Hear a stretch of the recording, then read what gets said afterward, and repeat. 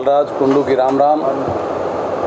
और आप सबका बहुत बहुत धन्यवाद, आभार व्यक्त करता हूं कि आप सब एक छोटे से मैसेज के प्रेस के निमंत्रण पर आप सभी साथी यहां पहुंचे।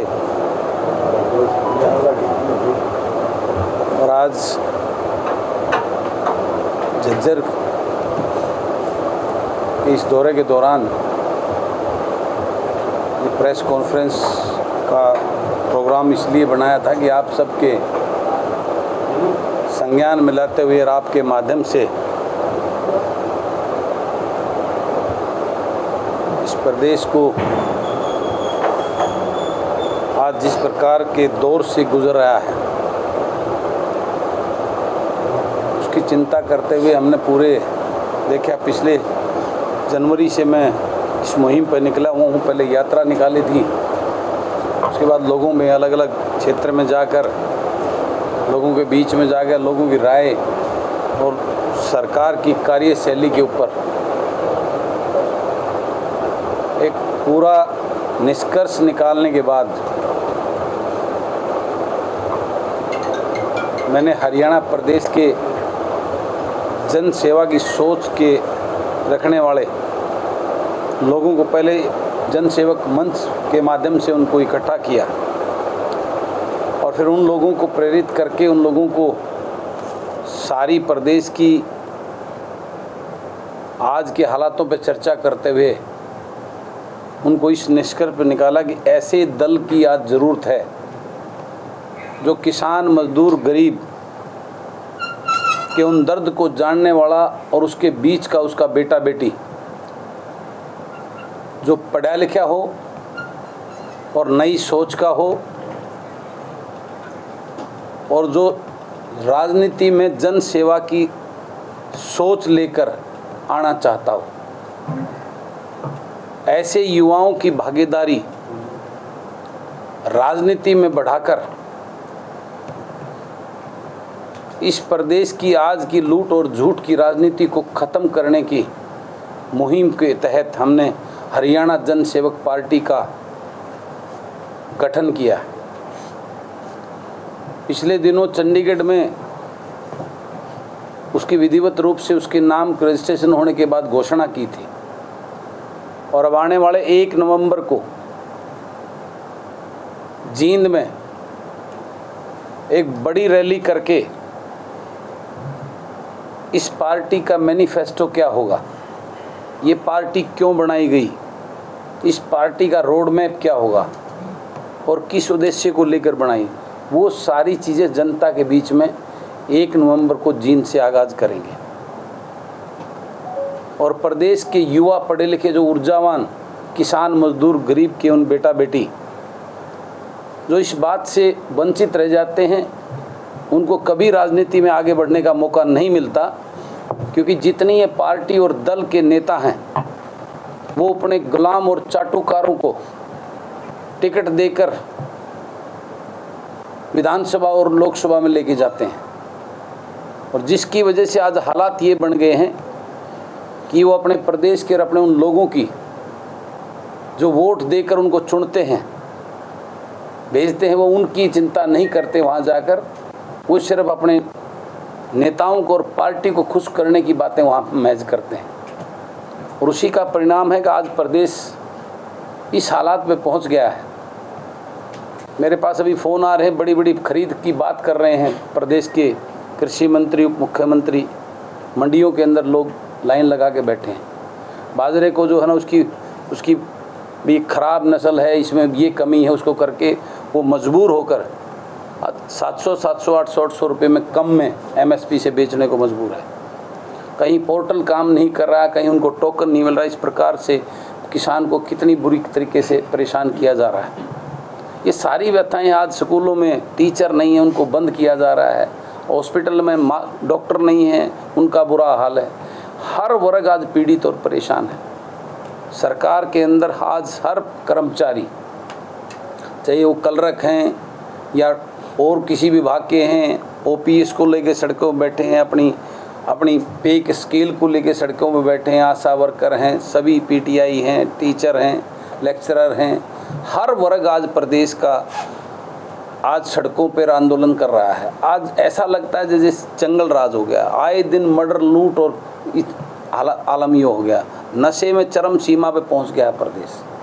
युवा बेरोजगारी में नंबर 1 हो गया, भ्रष्टाचार में नंबर हो गया है, महंगाई में नंबर 1 हो गया। आज प्रदेश में हाहाकार मचा हुआ है। कहीं से कोई न्याय की कोई उम्मीद जो है ना, एक गरीब आदमी तो बिल्कुल छोड़ चुका है कि उसको कहीं से कोई भी न्याय मिल सकता है। आज प्रदेश का हर वर्ग का इंसान इस प्रदेश को जो है ना सत्ता से बेदखल करने की एक मन के अंदर दृढ़ संकल्प ले चुका है। और उस संकल्प में आज वो एक विडंबना में भी है कि वो इसको बजाकर लाए किसको। ये भी एक बहुत बड़ी पीड़ा है। आज उनके सामने सिर्फ एक ही दल नज़र आता है, इसलिए कांग्रेस की बात करते हैं। लेकिन लोगों को पता है, जब मैंने उनसे बात करी, जो उनके बीच में गया, भाई ऐसा क्यों, तो कहते हैं और कोई दल नज़र नहीं आता।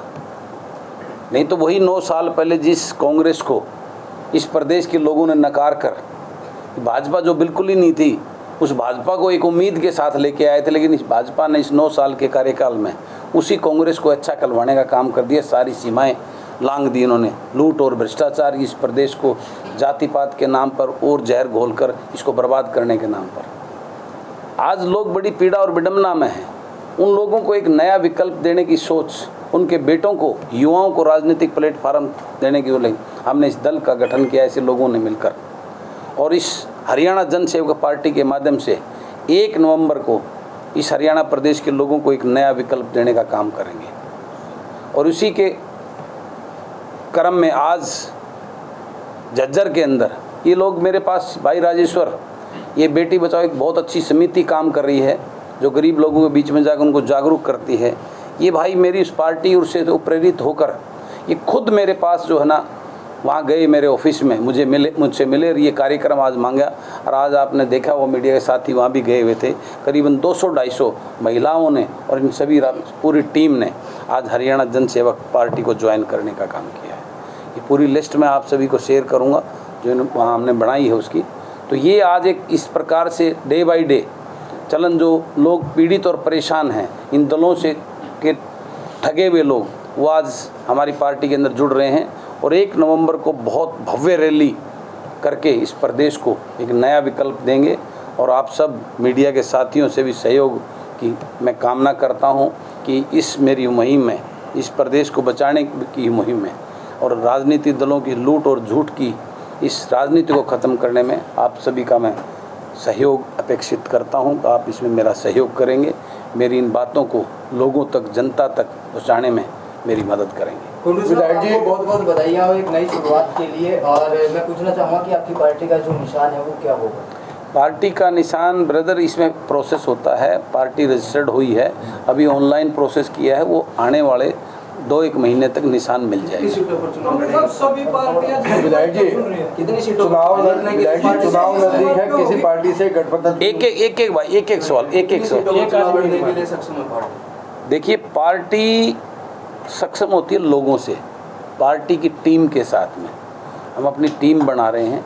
और चुनाव लड़ने की जहाँ तक बात है, मैं चुनाव ऐसे नहीं किसी को टिकट बांट के चुनाव लड़ना नहीं, चुनाव में जीतने के उद्देश्य से ऐसे अच्छे लोगों को टिकट देंगे जो मेरी सोच के साथ, जिनका मैच करती हो, जिनकी समाज में उसकी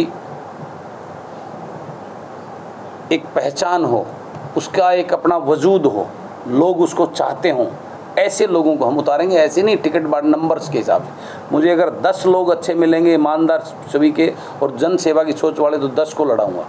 20 मिलेंगे तो 20 को लड़ाऊंगा, 50 मिले तो 50 को लड़ाऊंगा, और 90 मिले तो 90 को लड़ाऊंगा। चुनाव नजदीक है, किसी से गठबंधन होने की उम्मीद है कोई? देखिए, अगर मैं कांग्रेस से कोई गठबंधन नहीं करूंगा, मैं बीजेपी से कोई गठबंधन नहीं करूंगा, जेजेपी से कोई गठबंधन नहीं करूंगा। उसके अलावा हमारे मैनिफेस्टो के साथ मिलकर कोई पार्टी हमारे साथ कोई इस प्रकार का ऑफर आता है तो उस पर विचार करेंगे। जब कोई नई पार्टी बनती है, हो जाएगा क्या गठबंधन? जैसे जजपा ने भी कहा था कि भाजपा के खिलाफ वो लड़े थे, उसके बाद जैसे ही 10 सीटें आई तो वो कहीं ना कहीं भाजपा को सपोर्ट कर। देखिए, बलराज कुंडू ये आश्वस्त करेंगे कि 5 या 6 सीट अगर उनकी आती है तो खरीद फरोख्त नहीं होगी, उस तरह से जैसे जजपा आज सत्ता में है, तो बलराज कुंडू आश्वस्त करेंगे इस चीज़ को? बिल्कुल 100% आश्वस्त करेंगे। मैं तो आपको एक बात कहता हूँ कि आप ये कैसे बोल रहे हैं कि मेरी 5-7 सीटें आएंगी। ये पर नहीं, मेरे को 90 लोग भी अच्छे लोगों की कमी नहीं है। मैंने आपको एग्जाम्पल दिया है कि भाई पूरे 90 के 90 हल्कों में अच्छे लोगों की कमी नहीं है, और निश्चित रूप से वो आएंगे। और 2024 के अंदर हरियाणा जनसेवक पार्टी की सरकार बनेगी। हमें किसी लूट और झूठ के सहयोगी की जरूरत नहीं है। हम जो है ना एक सोच लेकर वो चले हैं। हम खरीद पर, मैं आपको, आप सब जानते हैं, मीडिया के साथी हो, आप सब जानते हैं मुझे मंत्री 3 साल से लोग यहाँ इसमें राजनीति में आते हैं मंत्री बनने के लिए। वो मंत्रीपद की ख्वाहिश तो मेरी 3 साल पहले पूरी हो रही थी। मैं जनसेवा की सोच लेकर इस राजनीति के अंदर आया हूँ और लोगों को बचाने के लिए, इस प्रदेश को बचाने की सोच लेकर आया हूँ। भगवान ने मुझे बहुत दिया, मैं बहुत डाउन टू अर्थ सिस्टम से उठ के आया हूँ। कभी सपने भी नहीं सोचा था परमात्मा इस प्रकार से दोनों हाथों से मुझे इतना बड़ा आशीर्वाद मिलेगा। आज मैं पैसे के लिए नहीं, मैं सेवा के लिए राजनीति कर रहा हूँ। और ये निश्चित रूप से एक नया, ये आपका सवाल बिल्कुल एकदम सटीक बैठता है, क्योंकि इस पर जिस प्रकार से राजनीति, इनका तो पुराना इतिहास था, लोगों की समझ में नहीं आया। ये जो छोटे देवीलाल, जो राजकुमार जो बन के आए थे भाजपा को भगाने के नाम पर, जिन्होंने वोट लूटी थी, इनका तो पुराना इतिहास है। ये तो लोगों को बहकाकर, गरीबों को, बुजुर्गों को पेंशन के नाम पर, युवाओं को रोजगार देने के नाम पर, किसान को बड़े बड़े सपने दिखाने के नाम पर, भाजपा को जमुना पार भेजने के नाम पर अनेकों ऐसे जुमले देख कर ये आए। इनका तो पता नहीं, तो पुराने सहयोगी हैं भाजपा के, आज को नया थोड़ा ना। तो इनका तो पुराना इतिहास है, लेकिन लोगों को समझने में होगी, वो उन्होंने इसलिए अगले दिन ही दिखा दी, वो 12 घंटे 24 घंटे में। नहीं, तो इस प्रकार की सोच होना, आपका सवाल वो बनता है। लेकिन मैं आपसे वादा करता हूँ कि बलराज कुंडू, पहली तो मेरी उम्मीद ये है कि 100% हमारी सरकार बनेगी। नहीं बनी तो ऐसे किसी दल के साथ हम बिल्कुल नहीं जाएंगे जिसने प्रदेश का ये हाल करने का। बलराज कुंडू कहाँ से चुनाव लड़ेंगे? महम की सीट से ही चुनाव लड़ेंगे या फिर कहीं और से तैयारियां कर रहे हैं? बलराज कुंडू महम से लड़ेगा। मेरी कर्मस्थली, मेरी राजनीतिक जो जड़ है वो महम से है, और महम के उन बहादुर लोगों ने आशीर्वाद देकर मुझे इस राजनीति में लाने का काम किया है। तो मेरी कर्मस्थली वो महम ही है, और महम से ही मैं चुनाव लड़ूंगा। और महम में ही मैं ये कैसे सवाल आ गया आपके मन में, मैं महम से चुनाव नहीं लड़ूंगा? ये सवाल किस बात पे आ गया? क्या कभी हुड्डा साहब से पूछा वो कलोई से चुनाव नहीं लड़ेंगे? सर, हर कोई नेता किसान और मजदूर को लुभाने वाले सपने दिखाता है, लेकिन उनके बारे में कोई बात नहीं करता। देखिए, मैंने कोई सपना नहीं दिखाया। आप देखेंगे मैं एक भी सपना नहीं दिखाऊंगा। मैं उनको सच से, हकीकत से उनको हक दिलाऊंगा। उनके कोई सपना झूठा नहीं होगा। आपको 1 नवंबर को मेरा मैनिफेस्टो, मेरा रोड मैप आपके सामने रखूँगा, और आप उसमें देखेंगे एक भी कोई झूठा सपना ऐसा नहीं होगा जिसको हम पूर्ण ना कर सकें। जब भी कोई नई पार्टी बनती है तो दूसरी पार्टी के जो नेता हैं जिनको टिकट नहीं मिलती वो दूसरे दलों में जाते हैं। क्या उन नेताओं की एंट्री होगी आपकी पार्टी में? मैं ऐसे किसी चले हुए कारतूस को कोई टिकट नहीं दूंगा जो घिसे पिटे सिर्फ राज करने के लिए, MLA बनने के लिए राजनीति करते हैं और दल बदलते घूमते हैं। मैं अच्छी सोच के युवाओं को, जो गरीब किसान मजदूर के बेटा बेटी हों, उनको एक प्लेटफार्म है। 89 बच जाते हैं क्या? 89 लोगों में कहीं ना कहीं सोच आपकी मिलती है क्या? बिल्कुल, हर गांव में, हर गली में ऐसे अच्छे लोगों की कमी नहीं है, बस उनको ढूंढना है, तराशना है। विधायक है आपकी नज़र में ऐसा कि जो बलराज कुंडू की सोच से हो? क्योंकि 90 विधानसभा है, 90 विधायक हाल में है। देखिए, तो मैं सोच से मिलता है कोई? बिल्कुल, आज भी विधानसभा के अंदर ऐसे साथी बैठे हैं, लेकिन वो मजबूर और पंगु हैं। वो चाहते हुए भी उनकी आत्मा नहीं मानती, वो मानते हैं कि ये सब गलत हो रहा है। लेकिन इन आज की प्रथा राजनीतिक सिस्टम की वजह से, मैंने कहा ना, ये पार्टियां अपने गुलाम और चाटुकारों को, सिर्फ उन नेताओं को खुश करने की बात करती हैं। उनको किसी को अधिकार ही नहीं दिया कि वो विधानसभा में खड़ा होकर उस अपने लोगों की या जनता की आवाज़ को उठा सके। यही तो विडम्बना है जिसको दूर करना, जिसको बदलना है। विधानसभा से पहले लोकसभा का चुनाव होना है जी, तो उसके लिए क्या तैयारी है? देखिए, अभी मेरी लोकसभा की कोई तैयारी मेरी नहीं है, लेकिन हमारा संगठन अभी बना रहे हैं। हम अच्छे लोगों को ले, जल्दबाजी नहीं कर रहे हैं। संगठन बनाने को तो आज ही लिस्ट जारी कर सकते हैं, लेकिन अच्छे लोगों को, उस सोच के बुद्धिजीवी लोगों को हम अपने संगठन में ले रहे हैं। उसकी घोषणा 1 नवंबर को करेंगे हम। और उसके बाद अगर कोई किसी लोकसभा में ऐसा कोई अच्छा चेहरा हमें मिलता है तो उस पर भी हम विचार करेंगे। ये नहीं है कि लोकसभा की हम बिल्कुल ही तैयारी नहीं कर रहे हैं। हम तैयारी पूर्ण रूप से विधानसभा की तैयारी वही लोकसभा की तैयारी, लोकसभा में अलग थोड़ा ना करना है। उसमें तो हमारे को 9 लोग मिलेंगे, वो 9 लोग मिलकर एक के लिए काम करेंगे, वो तो और भी आसान होता है। लेकिन फिलहाल हमारा जो है लोकसभा के लिए वो नहीं है। लेकिन कोई अच्छा साथी इस सोच और उसके साथ आता है कि भाई मैं आके लड़ने को तैयार हूँ, तो निश्चित रूप से उसके ऊपर भी विचार करेंगे। जिस तरह पत्रकार और विपक्ष के नेताओं पर ईडी की रेड होती है, क्या समझते हैं आप, किस तरह देखते हैं? ये तो आज वो हथियार हो गया है जो पॉलिटिकल तंत्र में लोकतंत्र को ख़त्म करने वाला हथियार, इसका मिसयूज़ हो रहा है। और ये आज नहीं, सदियों से होता आया है। वैसे तो इंदिरा गांधी के टाइम में भी इसका बहुत मिसयूज़ होता था, कांग्रेस के फुलराज में भी बहुत मिसयूज़ होता था। इन्होंने थोड़ा सा उसको ज़्यादा कर दिया। उस टाइम पे सोशल मीडिया ये नहीं थी, अन्यथा ये दल तो इसका यूज़ करते ही आए हैं पहले से। लेकिन आज इसका बहुत ज़्यादा किया जा रहा है, वो दिखता भी है।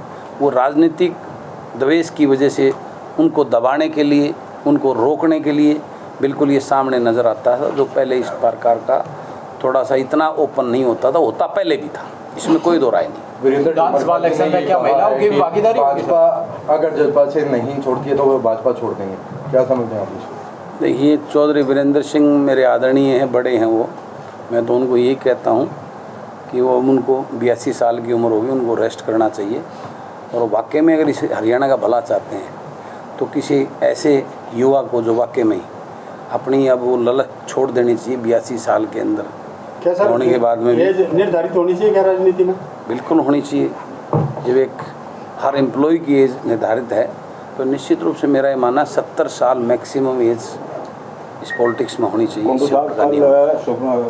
फैसला आया है, 2 महीने का टाइम दिया है पंजाब सरकार को SYL के मुद्दे को लेकर, इस पर आपका क्या कहना है? ये एक ऐसा राजनीतिक स्टंट है इस प्रदेश में, ये पिछले 30 साल से चला आ रहा है।